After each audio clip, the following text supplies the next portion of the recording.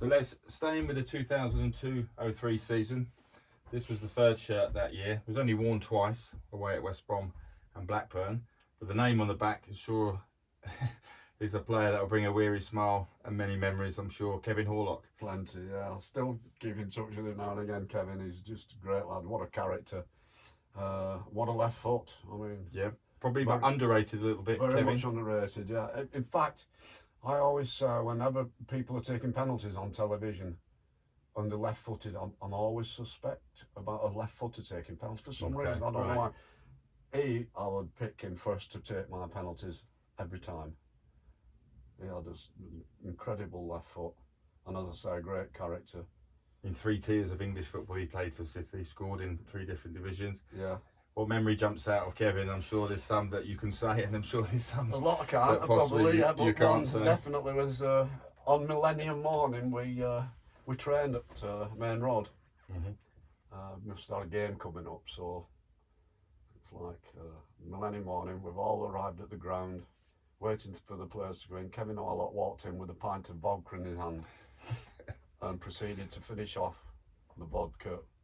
Got stripped, went out on, we used to jog round the pitch to warm up at Main Road, and he's gone out to warm up with the players, and we've had to stand him in the middle of us all and hold him up as we jogged round. But Joe Royal spotted him and told him to exit the training session and sit in the stand, and then Kevin Horlock for the next hour and a half proceeded to just slaughter all the rest of the players while they were training for over an hour. But yeah, a real character. And to be fair, he didn't get fined for it either. I think there was a certain acceptance of it that he did that kind of thing on the odd occasion. But yeah, great player, great lad, great character. Terrific. So City moved to the new stadium now, 03-04, and a new kit comes along with Reebok, the manufacturers. Yeah. Some big name players coming in. Nicholas Anelka. Absolutely, yeah. I mean, it was bizarre at the time when you started to get players of that ilk coming in. You know, we started to think that, like, you know, we could be going places here. But what a talented player! And he's still quite young when he came to City. Still, I mean, he was quite experienced. I mean, quiet, unassuming type of lad. He got labelled a little bit with the press, did Anelka, but was he easy to work with as a player? Never caused me a problem at all, and I don't think he would cause many of the managers a problem. But I suppose in one sense he was a bit of the Mario Balotelli-esque. He was very much an individual. As I said, fantastically talented. Probably didn't produce it as consistently as he could have done. That was probably why he got stick from some quarters. But there's no doubt in his talent at all. And as I say, very unassuming, really nice fella. I certainly saw a goal or two in the current City team. He'd love to play in this team. Love to play in this team now. He'd slot in really well, and we've not really had a genuine striker since.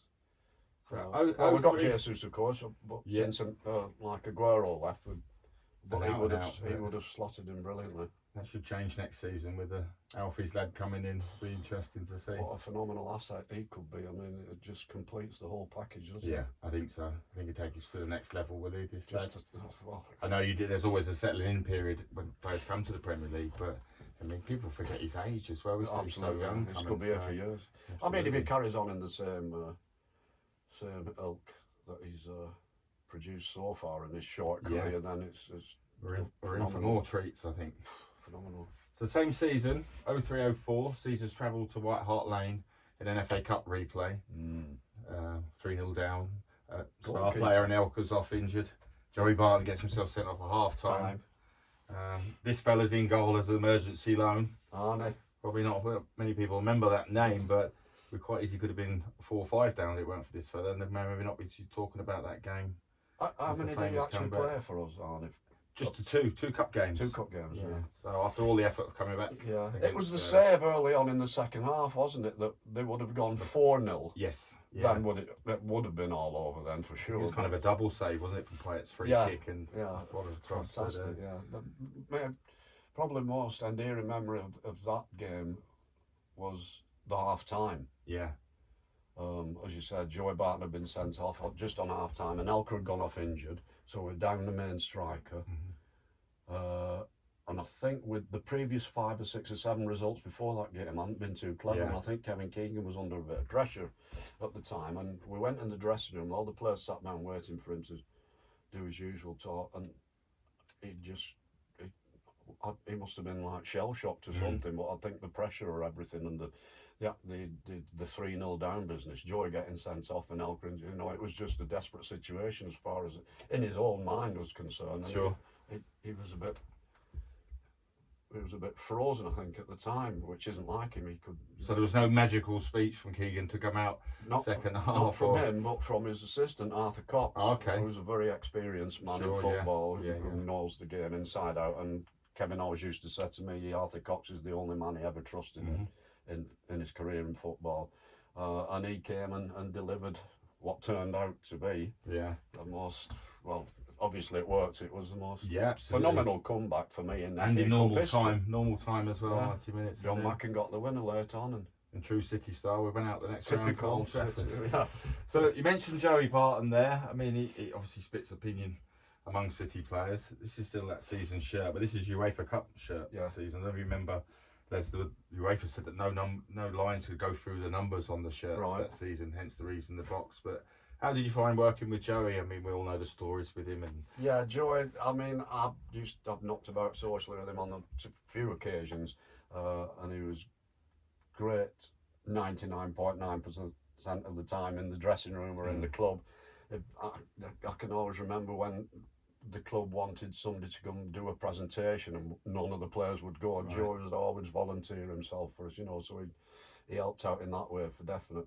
As I say, great lad, it's just that 0.01% short fuse, and it's a shame because it is probably underrated a little bit, and what he did at City is probably spoilt by the way he left and the actions. But one or two adventures that he had at the club, but in general I got on great with him and he was never a problem for me. And he's now manager of Bristol Rovers, who've got promotion from being near the bottom when he took over. Absolutely. It's been a remarkable turnaround, so he's a very confident lad. Yeah. So, another keeper here.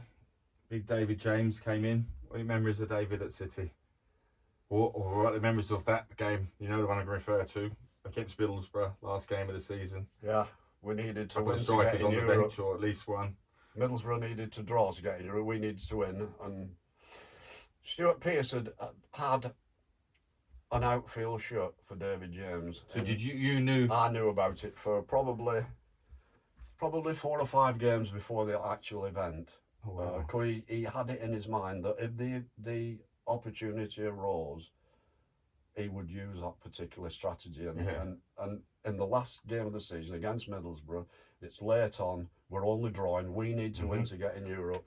So he brings Claudio Reyna off. Yeah. Puts Nicky Weaver in goals, and David James goes up front.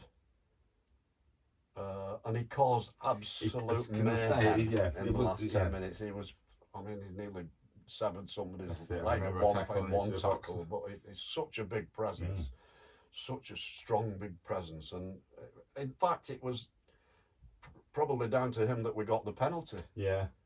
Unfortunately, Robbie Fowler, who's probably the best finisher I've ever seen. Robbie Fowler from the spot, wouldn't you? Anytime. 9 times out of 10. Yeah, it was just sad that he missed it, and we missed out on Europe, but it was another.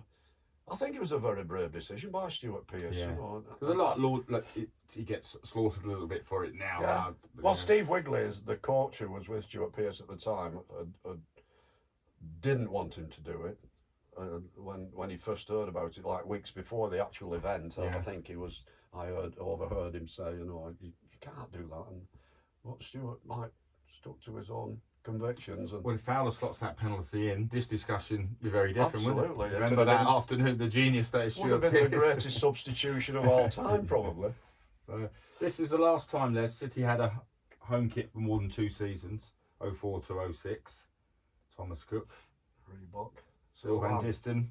Classy Rolls Royce. Very much so, yeah. Great foil with Richard Dunn, left footer, right footer, centre backs. Classy player, good pace, good touch, good in the air. Real nice fella. Yeah, another one who probably slot in today's game, today's City side. Yeah, he had the talent certainly to play at the top level for a good spell of his career. Yeah, definitely a great player. Yeah. I like left-footed centre-backs and right-footed centre-backs playing, like Laporte and Diaz and Stones, It was the mix, wasn't it? It was what great balance. Lescott and company. You won't get a finer pair than that, would you? No, not at all. So here's a little fella I'm sure you're familiar with. Sean Wright Phillips. Was his name a nightmare for the kit man? It was, because they didn't have templates in those times. They had individual letters that I had to print on the shirts. And at one time it was straight across, not curved. Oh, okay. So I'd start the W over here on his sleeve and then go right across to this time. In the end, they brought the letters slightly smaller and they had it curved, but it is more than any. That's the longest name I think I've ever had to print. But a good lad. Yeah, brilliant lad. He came through quite young, wasn't he? When he came through. Came through the academy. Yeah, great little player. Got sold for a lot of money to Chelsea too at one point, didn't he? And came back. But yeah, terrific player. Righty would have, when he first got on the team, would have worn 2 left boots. And then I can remember going away from home after about a full season of him establishing himself in the team. It was like we used to have to take 9, 10, 11, 12 pairs of boots away from home for him, because you didn't know which one he'd want. Yeah. And you could guarantee if you didn't take like the 11th, he'd want that one. So, but yeah, terrific lad. Keeper shirt again. This time 06, 07, and a popular name among City fans, Nicky Weaver. Tough time with injuries. Should have played many more games. But for his injuries, his serious knee injuries, etc., would have played many times for England.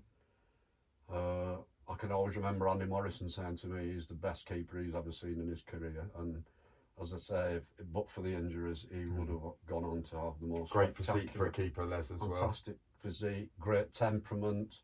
Brilliant lad. I've been on holiday with him a couple of times. He's just a great lad. Still keep in touch with him. Goalkeeper coach at Sheffield Wednesday. But phenomenal keeper. And of course, his legendary run at the end of the Gillingham game. I think Andy Morrison actually dived on him to keep him down, and he nearly smothered him. So it was a great day. But what a great character and a great keeper. And they enjoyed themselves. These lads. Yeah. There was a terrific social squad at the time. Yeah. I think the press got hold of it after a while, but there was a great team spirit, great characters in the dressing room. They could get away with a little bit more than they can now, of course. For sure. There wasn't that much social media about at the time, but a great lad and a great squad. So 06, 07, still with Reebok. Another lad who's hugely popular and maybe underachieved, you could say. Stephen Ireland. Yeah, he had a season under Mark Hughes, and he was absolutely phenomenal. He won Player of the Season by a million miles. Absolute class. When I always think of Stephen Ireland, I always think about his pal. He used to have a pal who was from Cork, where he's from. Okay. Who worked on taxi rank in the night, and he used to fly him over on the odd weekend, and he'd stay with Stephen and go out with Stephen at the weekend. And I've been out with him a couple of times, and he used to tell me, Murphy he was called, his mate, typical.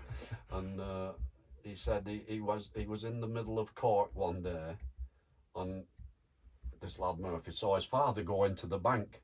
So he thinks, I'll get a lift back home, because they lived a bit out of town. So he's jumped in his car, waited outside the bank, put the radio on, waiting for his dad to come out, looks out the window and sees his dad driving past in the car. He sat in the wrong car. But that was, from Cork. But yeah, a great character. And as I said, that season under Mark Hughes, phenomenal. Yeah. You remember the Superman and the pants had to take up then everywhere. So did the kit man supply them, or was that Stephen's idea? It must have turned up in them one day, and then ever after, until they fell to pieces, I had to take them to every game. Any collectors of match worn Stephen Ireland Superman pants? So Richard Dunn, a great servant to City. Fantastic. Player of the season 4 times, I think. Richly deserved. Bravest player I've ever seen. Would run through a brick wall. Unfortunately, he's got the sad statistic of scoring more own goals than anybody, but he would die for his team, die for the club. Brilliant fella. I probably got as close to Dunny as I have with any other player in the club at any time since I've been there. And be a good one to see back around the club a bit more, Richard Dunn. Actually, he's back over living in England a minute, but he has a house in Nice. He lives in Nice normally, but at the moment his youngest, his Lila, his eldest daughter, is doing her exams, so I think he's still in England at the moment. But fantastic lad. This is another left-footed sided player, but was quite a character among the dressing rooms. Didn't play that many times for us. Stephen Jordan. Played yesterday in the charity game, the City Vets. Again, brilliant lad. I can remember me and him going to Dunny's wedding in the south of France, and that was a real adventure. But yeah, he didn't play that many games, but dead steady lad. Can't remember that strip actually. So this read this for 2 seasons, 05 to 07. How many times were we playing that? Yeah, no, a fair few it was used, It's quite nice actually, isn't it? The Reebok shirts were similar. Yeah. And they really just changed the design a little bit. A lot of them were quite similar in designs, but Stevie Jordan ended up as a physio at Salford, I think, but he's got his own private practice now. So. Okay. So this shirt, the season Sven comes in. Lecoq 27. Nice. Yeah. 08. Oh. Good character, because a huge name at the time in world football. Sven Goran Eriksson came to City. Sven was just different class. The nicest, most polite man you'd ever wish to meet. Yeah. He's the only manager. We played at Middlesbrough in the last game of the season. We lost 8-1. I'm sure you can remember. Richard Dunn got sent off.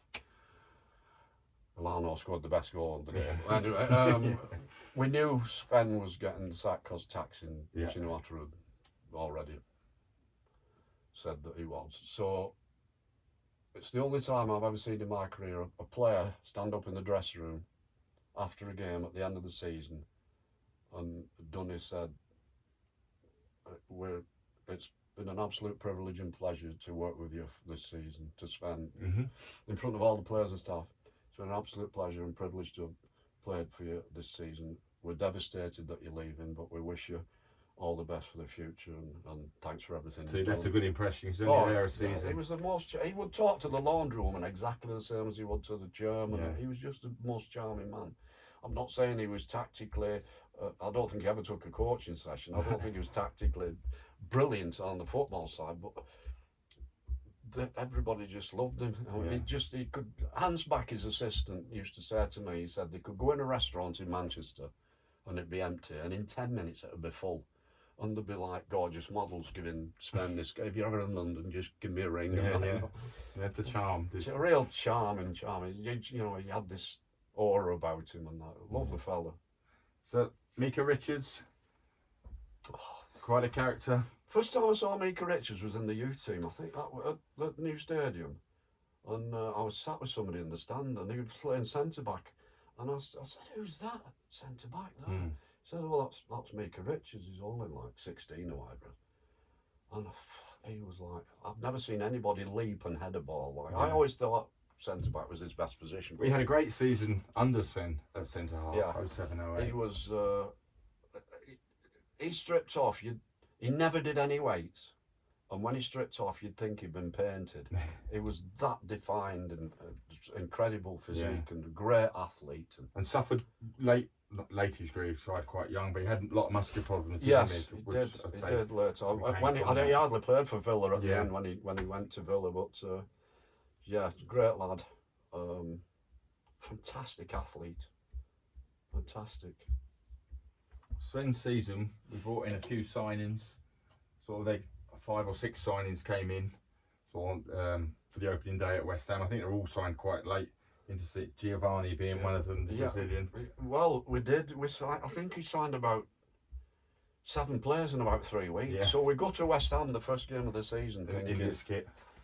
We're thinking, well, I mean, we've never played together really in anything competitive. It could be anything. We could get battered here or something. And we were phenomenal. We beat West Ham 2-1, and we were like Real Madrid, like Brazil at the best. He had great ability and everything. In fact, I was responsible for, when you left City, getting him at Hull City. Okay. So, because Phil Brown was the manager then, and I spoke to Phil about him and and recommended that he take him because he had great ability. A big mate, of course, of the other lads, the Elanos and Robinhos and people like that. But yeah, the Brazilians, they are party people. They're so up for everything. But he was on the quiet side, but really nice fella. Another kit from that season. Yeah. Wasn't worn too often, but a popular lad as well. Just got a book out now. Very bright lad. So I'm surprised I haven't seen much more of him on TV actually, because he's very articulate, very intelligent. Again, superb athlete. What a physique he had, you know. I thought it was slightly underrated at the time. You know, he had great physical attributes, and he could read the game. As I say, he had a great football brain and brain. But yeah, hell of a nice lad. Finished playing in America. He's back over here now, of course. And in fact, I did a podcast for him, I think, about 2 or 3 months ago. Yeah. Great lad. 08-09, obviously it changes. The club get investment. New players are brought in. This fella comes in the January. Yeah. I mean, I think he's sort of a bit Marmite, isn't he? This lad, you either like him or you don't, Craig Bellamy. But from a fan's point of view, Chappers, you got what you saw with him. Bellows was 100%. Didn't suffer fools. We were in Tenerife when we signed Craig Bellamy, and I trained with him in the afternoon as he flew in to join us. Me and a guy called Eddie Niswicki was coach with Mark Hughes. And we trained in the afternoon with him, and he was just like, although he trained on his own, it was like as competitive as you could possibly imagine. He took his football very serious. Very serious. I remember we played at Portsmouth one day, and at half time he absolutely battered Robinho. He accused him of not pulling his weight. I mean, Robinho wasn't like a great tackler or closing down at people. He had fantastic ability and great on the ball. But Bellas wanted the full package. He wanted them, you know, not just like when we had the ball to show what they could do, but when the opposition had the ball to fight, to get it back, to help his teammates. And he didn't think he was pulling his weight, and he made it very clear. And fortunately for Robinho, he didn't understand much English, and I think it was up to Elano in the end to have a go back at Bellas, you know, just to lay off him a bit, you know. So talking of Robinho, the new owners make him a statement signing. Yeah, probably one of their brightest kits. I think that was for me, that like you've signed like a top Brazilian player. The club's going to go somewhere now. We're going to win. Could you see that from the very beginning? Yeah. As of the investment, you knew. We had a teaser, did anything overnight. Since the season before, we had a sort of a false storm with him sort of coming in. That was a bit of a... But when the people from Abu Dhabi came, it didn't happen overnight. But like that was a significant thing when you're signing people like that. You're thinking then, we're attracting top players throughout the world to Manchester City. But it's been like in the past unheard of. You know, we've struggled in lower divisions and up and down, and then you could see that like something's going to happen. The infrastructure started to improve. You know, the staff, we got more staff, and there were positions created, and everything was getting more professional. The training ground was brilliant, and of course signing somebody like that was just like brilliant. As I say, we knew then that, you know, things are going to start happening. We could win something. So 09, 10 seasons return to Umbra comeback. Probably my favourite shirt of the lot. It's going back to basic City colours. Nice material and everything. And this fella comes decent back template and his name's easier. Didn't see everything improved. Absolutely, could fit his name on the shirt.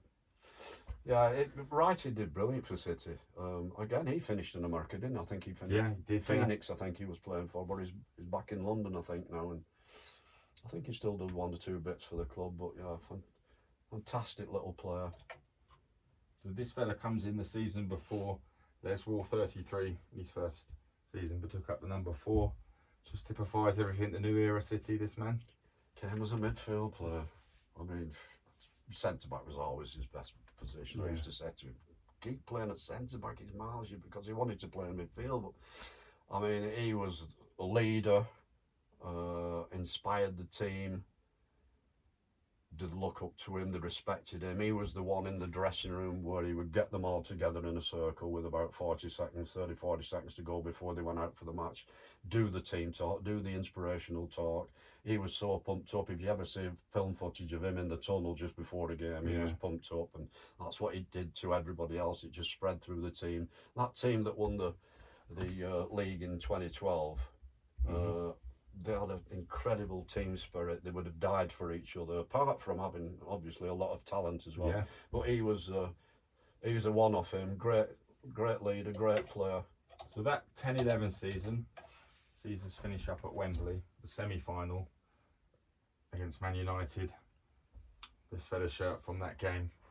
But I thought that might bring a. So what springs to mind with this guy? Or how long have we got? But, Mario. I mean, you couldn't help but love him, could you? I got on great with Mario. He's a terrific character, incredible ability. Never ever be a team player. I think he got one assist, didn't he? One was assist. Like a great lad. I used to do tours of the training ground when at that period, and they'd get like Tommy Booth, Ace Hartford, Peter Barnes, somebody show about 14 or 15 people around the stadium. Then they'd drive them over to Carrington, the training ground, and then I'd show them around the training ground, dressing room, boot room, gym, laundry, everything like that.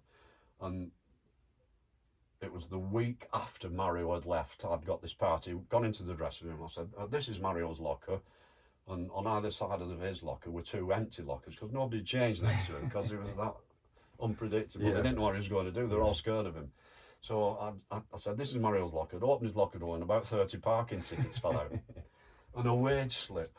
And he'd been fined by the club that month 100 grand. He was always getting fined for doing ridiculous things, you know. But he wasn't stupid, Mario. No. I mean, he was a bright lad. And he was the one who came up with... Well, I was going to say, whose idea was the... It was him, because he said to me the week before the derby game, he says, Chappie, I want to... They used to wear compression shirts under the shirts.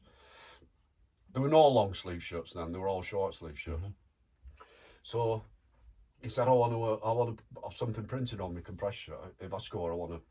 I said, well, that's fine. What do you want? We can't put anything that's going to be offensive, especially to like United fans, to anybody really, you know, it's got to be... And he came up with 1 or 2 things. I said, no, Mario, ridiculous, you know. And then it was him, he just came out there, he said, what about why always me? And as soon as he said it, I thought, perfect. And then after about 10 minutes of the game, it had gone global. He's on to me the day after, get onto Umbro, they're selling replica things in the shop, and so I've had to ring Umbro up, and we want commission for, oh, I'm sorry, we can't, there's no commission on words or something. You know? So, but we're training one afternoon bit extra, and he'd lost what he used to come to training in rings, earrings, jewellery, and he'd lost a diamond earring and he'd doing a bit extra after training, and he asked me to go out and have a look. I never found it. Well, I told him, no, I never found it. But he wasn't bothered. It was like 10 grand, but he wasn't bothered. In fact, the first week he came to City, there was like, he had something like 11 grand on his front seat, and the police pulled him. And I had story, said, what are you doing with all that money? He said, well, I'm a footballer, I'm rich, you know. So pre-seasons in the new era, so we're going to 10-11 era, a little bit different to the Rochdales and Oldhams away. No, sure. We'd go to places like the New York Barclay Challenge. What do you remember of trips like that? There's New York. A bit different.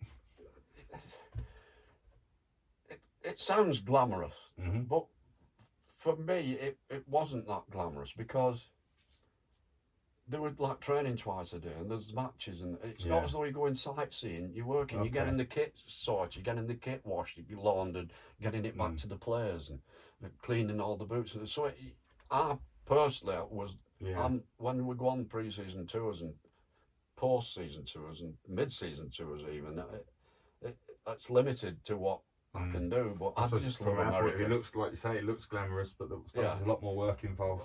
America's just amazing. I mean, I played for 4 months in California in 1978, and it was the most amazing 4 months. Yeah. But it is an incredible place, and New York's just...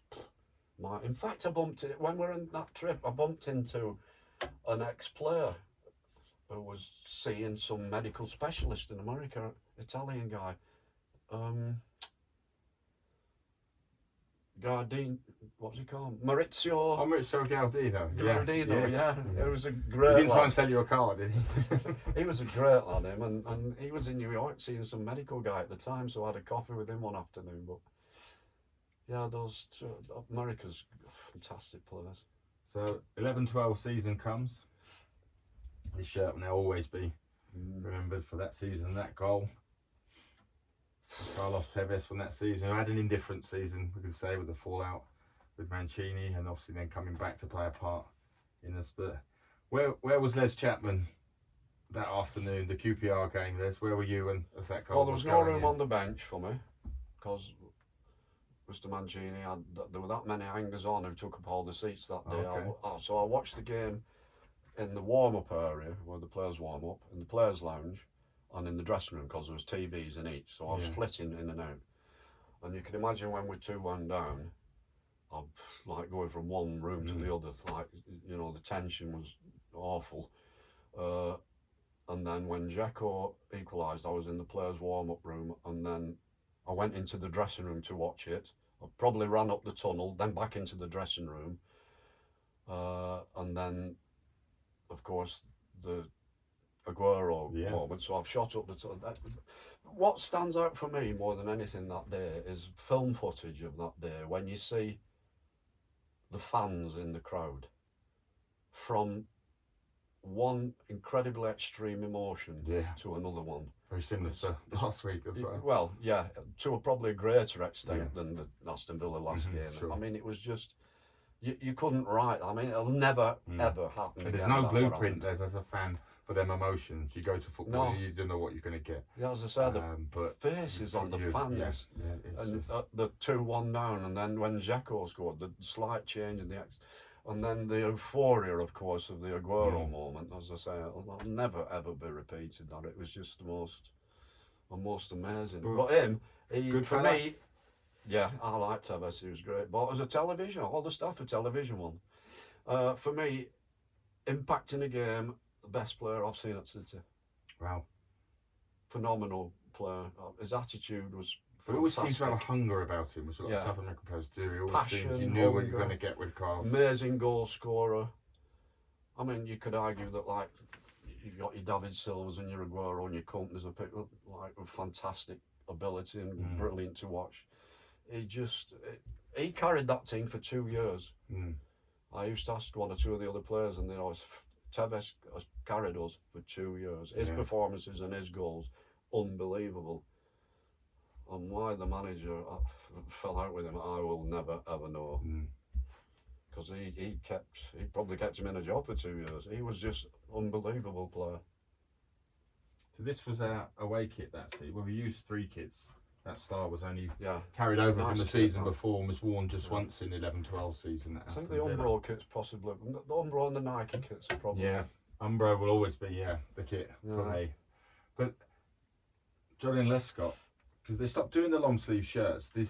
He always wore a long. Did they have to be Lescott made for Julian? When Lescott played for City, City didn't make a match players long sleeve shirt. Nike, Umbro, no, we didn't have any long sleeve shirts.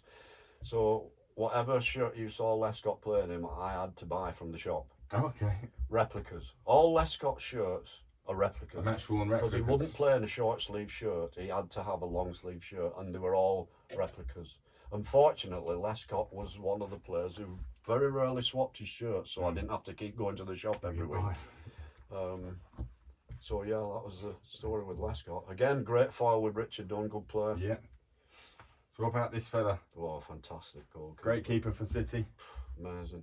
Good character in the dressing room. Great character, bubbly, very talented keeper. Came from Lollipop, Shrewsbury, I think we signed him from. but went on to play many times for England. Had some unbelievable games, especially in Europe for City. Borussia Dortmund springs to mind. Phenomenal saves. A bit like Courtois in the Champions League. But just fantastic talent. Great, bubbly in the dressing room, great character. One of the best characters probably that's ever been in the dressing room there. And there's been quite a few, but he's definitely up there. The 11-12 season comes to change your kit to back to the plain blue. Nice. Umbro again, nice kit. So this was the last season of Umbro. Yeah. What about this guy? Another character? Oh yeah, fantastic lad, character. Kolarov, there was a period at that time when I used to call everybody who did everything wrong or stupid, I used to call them Herbert. I apologise to anybody called Herbert. You Herbert, you know, and he called it, most of the players did, and he especially loved it because he'd call everybody a Herbert then. Yeah. And we were playing Everton one day, and he came in after the warm-up and he said, "Les, one of the players is called Herbert. Get me his shirt." I said, "Herbert? Oh, you mean Hibbert?" Only Hibbert. He said, all right. So I asked Gonzo, the Everton kitman, after the game if he'd give us like one of Hibbert's shirts. So I got one of Hibbert's shirts and changed the I to an E. And he kept it in his locker probably took it with him when he went. Herbert, this Everton shirt in his locker with Herbert on. But yeah, great character. Yeah, good player for City as well. Yeah, fantastic. Not a superstar name, but you got a 7-8 out of 10 very powerful, great left foot, very competitive. Like, he gives the impression that he was like nothing fazed him, but he had a great sense of humour and everything. Real character. This is that season's kit as well. But what about this little fella? What was he like to work with? Quiet, unassuming lad. You could argue that he's the greatest player ever to play for City. He was an absolute dream to watch. Yeah, he was phenomenal to watch. Incredible left foot, fantastic football brain. See a pass, his touch was brilliant. I mean, just you'd probably get the biggest percentage of City fans now would say he's the best player they've ever seen. And you couldn't really argue with them. He's just a joy to watch. He was, and a great fella. He let me have his hotel he had a hotel in Gran Canaria, and he let me go there for a week's holiday. And fantastic. It was great. No, he's certainly. This was one of the last Umbro away shirts produced. What about this guy? When he turned it on. When he wanted to, nothing and nobody could stop him when he went on a run if he wanted that. There were times in games when he would do things no other player could do. Scored vital goals in vital games, all-round package. Great athletes, good in the air, great technique, good tackle. Just phenomenal all-round player.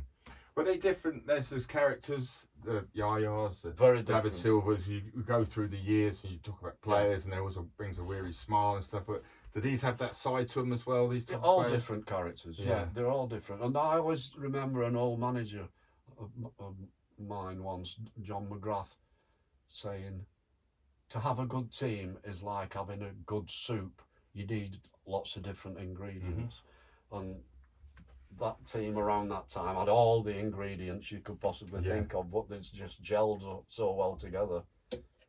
But yeah, very, very talented man. And Colo, of course, his brother, he was different character again, but a lovely lad.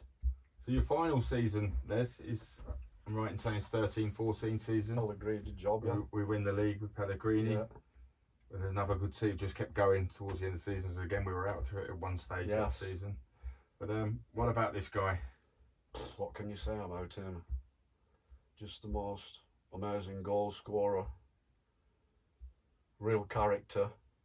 So there's a side that the fans don't see. Yeah, typical Brazilian. He's Argentinian. That's it. Typical South American. Yeah, great lad.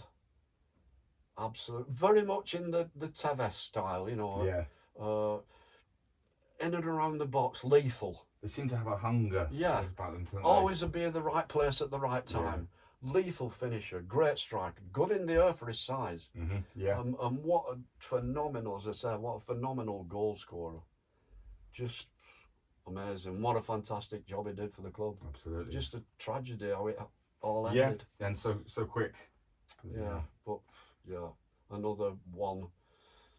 Absolute legend that will go down in history and the history of Manchester City. Goal scoring record will be broken, possibly. What is the total? Is it not too sure the exact total. Well, let's say Haaland might have a chance. We'll have the time. He's young enough, and I'm sure he'll get plenty of opportunities to score goals because the City team at the moment, they do create a lot of chances, and if he's the man, Haaland, to capitalise on those chances, then he could beat Aguero's record, yeah. They're the shirts, Les. We've got a couple of questions here for you. Okay. You can answer these in as much or as least detail as you like. Favourite City manager I worked with?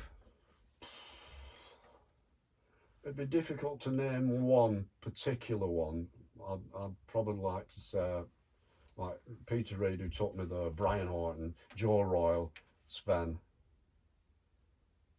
I think those are the top four of all the ones that I've been there. So of all the players, there's been quite a few passed through the doors in your time at City. Who would you say is your favourite? Maybe not ability-wise. Could be who had a mixture of everything, or maybe. What, as a friend or as a player? Both. I'd probably be as close to Richard Dunn as any player. Mickey Weaver. I mean, there's so many I've got quite close to and had great relationships with. I mean... It's a difficult one, I know. Yeah. I dressed up once as Santa Claus, and I was Santa Claus for Antoine Sibierski's kids. I drove from Saddleworth, where I lived, to Hale Barnes, where he lived, and I was dressed as Santa. I had to pretend I was French. So, yeah, I mean, there's so it's a difficult one, that. But so, who would you say was the most talented player you ever worked with at City? Again, there's a few contenders there. David Silva's got to come in there. If you're talking about creativity, you've got to think of David Silva, Aguero.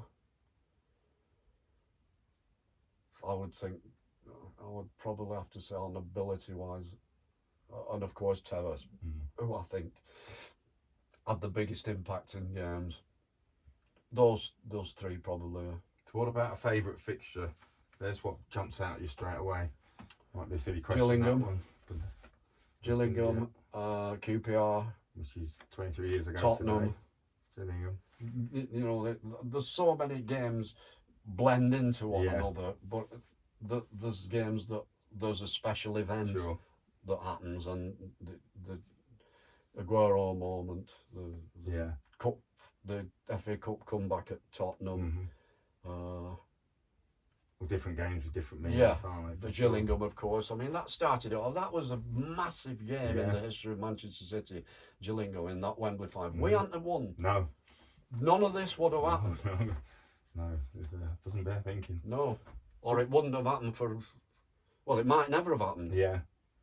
Might never come back. You never know. Well, people from Abu Dhabi might never have got interested in buying the club. And what about an away fixture? What would you look at the fixture list when it came out as an away game? What was your favourite? Favourite away ground? I would say I'd have to say Arsenal, I think, because they had a brilliant dressing room, easy access, plenty of room in it. That's what people like me look at when they go to away. I never liked Real Madrid because it was a hell of a trek from where you had to get the kit off the coach or the van and to the dressing room, go up steps, tunnels, all sorts of things. That's why I'd probably pick Arsenal, because it was easy access. What about a kit? Did you have a favourite kit? A kit a style in all the ones you dealt with? I like the Umbro and Nike were my favourite makes. Have you got a latest Nike one? Yeah, the last Nike one was in Home. Yeah, that was the last Nike home. Yeah. it's a tie, I think, between Nike and Umbro. Yeah. So what would have been the most heated dressing room you remember being in? Heated? There's been a few, I suppose. I'll tell you the strangest half-time one. We played at Wolves one day, and Roberto Mancini ordered all the staff out in the corridor at half-time. I think we were losing at the time, and he ordered all the non-Italian staff out of the dressing room at half-time. We were all twiddling our thumbs, stood in the corridor while he was talking to the players, and Mick McCarthy was manager of Wolves at the time, and he came out and saw us stood. What are you doing? We've been kicked out of the dressing room for whatever reason. I don't know why. So that's probably the strangest. Heated wise, seen one or two. Yeah, probably again. Mancini, Tevez. Was there a Balotelli and a boot and a TV at Arsenal? Was there a story behind that? Mario got sent off at Arsenal. This is 11-12. And threw his boot through the television, the plasma television in the dressing room. Because when a player gets sent off, I usually follow them into the dressing room just to make sure that they're okay and everything. Yeah. And he also got sent off against Kiev in a home game in the European game. But I'll better not tell you that story. That's fair enough. So you were more than just a kit man at City. I mean, you secured lifetime friendships with the respect of many, many players. How does Les Chapman now look back on his spell as the City kit man? Still miss the dressing room every day. But many times I reflect and think I wish I was younger and I could still do the job with them.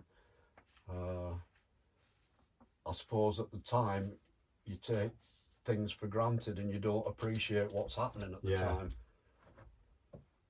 But I can genuinely say I enjoyed, not just when we got the phenomenal players in and we had all the money and everything to attract all these players and pay them phenomenal wages. I'm talking about like in the 90s and when the club had very little money and there weren't superstars playing for them. It was a fantastic place to work.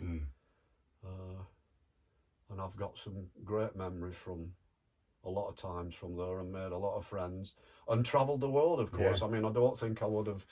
I left school and was a trainee accountant for 10 months. I don't think I'd have travelled the world in that job, but I was lucky to be. As I said before, it's not as glamorous as people think, but there are times when you can enjoy the places you're at. And as I say, I've been to America a few times, Far East, Africa, all over Europe, Scandinavia. It's a phenomenal career in football. Les, it's been a real honour and pleasure to listen to your tales of both. My pleasure. Thanks very much. Brought back some memories.